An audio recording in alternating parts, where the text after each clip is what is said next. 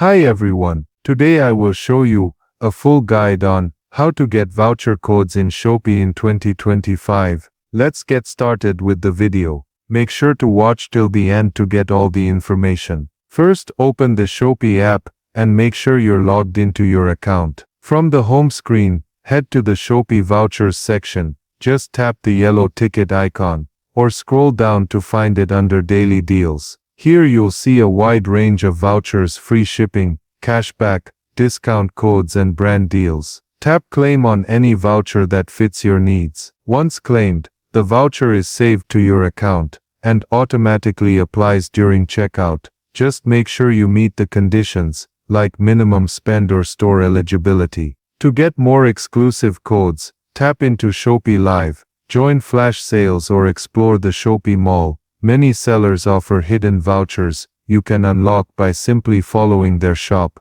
or adding items to your cart. For time-limited deals, check out Mega Sale Days or Super Brand Days. These are packed with high-value codes, often stackable for extra savings. Finally, when you're ready to check out, go to your cart, tap Vouchers, and apply the best ones for your order.